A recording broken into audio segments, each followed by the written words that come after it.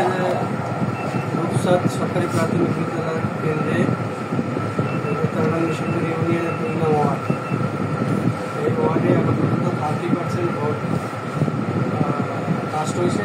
আর অসম্ভব গরমের 12টার ভিতরে এলাকার লোকজন জনগণ এসে যারা ভোট প্রয়োগ করছেন এবং দুপুরের পরে হয়তো বাকি যারা মহিলারা আছেন পরিবারের রান্নাবান্নার কাজ শেষ করে দুপুরের পরে আবার ভোট প্রয়োগ করবে এবং ভোট কেন্দ্রের শান্তি শৃঙ্খলা বজায় আছে এবং সবাই নির্বিঘ্নে এসে সুষ্ঠু নিরপেক্ষ নির্বাচন অনুষ্ঠিত।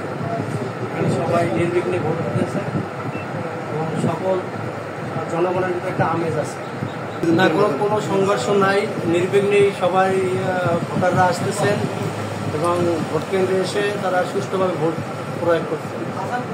আর আমরা যে প্রার্থীর পক্ষে কাজ করি, আমাদের প্রার্থীর পক্ষের আমরা বলি যে আপনাদের যাকে খুশি তাকে ভোট দেন, কিন্তু আমাদের যে প্রার্থী আছেন আনারস, চশমা এবং কলস, আপনারা এখানে ভোট দেবেন, এটা আমরা আপনাদের কাছে অনুরোধ করি।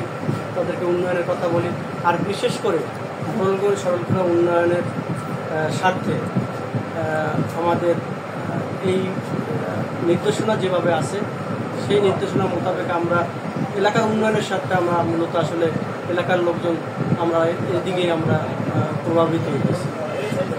জনগণ চায় এলাকার উন্নয়ন, আর এই অঞ্চলটা অবহেলিত অঞ্চল।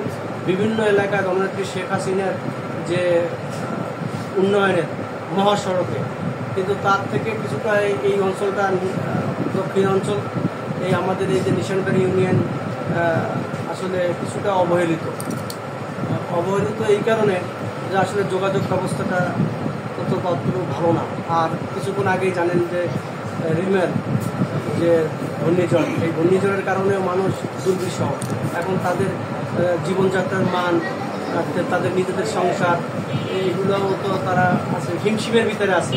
এই মুহূর্তে নির্বাচন, এই কারণেও কিছু মানুষ আছে নিজেদের কর্মব্যস্ততার থাকেও তাদের এই ভোট প্রয়োগ করতে একটু বাধাবিঘ্ন হচ্ছে। আমাদের এই সেন্টারে আমরা আশা করি যে ভোট 4টার ভিতরে আরও ভোট কাস্ট হবে। আমরা মনে করি যে উনি একজন 1971 সালে রণাঙ্গনের বীর মুক্তিযোদ্ধা, বয়স্ক লোক। যদিও অন্যান্য প্রার্থীরা আছে তারাও আমাদের সংগঠনের।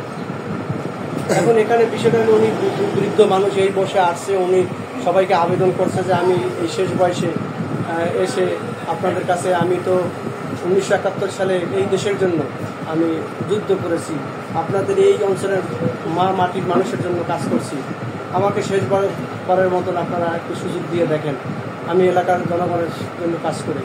তা আমরা আশা করি যে ওনাকে ভোট দিবে।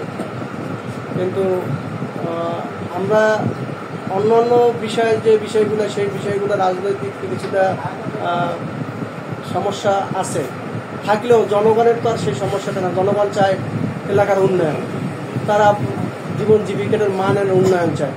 সেই ক্ষেত্রে আমাদের মোড়লগঞ্জ সরলখোলা উন্নয়নের যে অভিভাবক, আমাদের উন্নয়নের অভিভাবক এইচএম বদিউজ্জামান সোহাগ ভাইয়ের হাত ধরে এই অঞ্চলে যারা কাজ করতে পারবে, এই অঞ্চলের মানুষের দুঃখ দুর্দশা যারা পাশে থাকতে পারবে, সেই দিকটাই আমরা জনগণের এই দিকটাই লক্ষ্য করে মনে হয় ভোট প্রয়োগ করতেছি। আমরা আশা রাখি যে বিজয় হবে। ধন্যবাদ, আপনাদেরকেও ধন্যবাদ।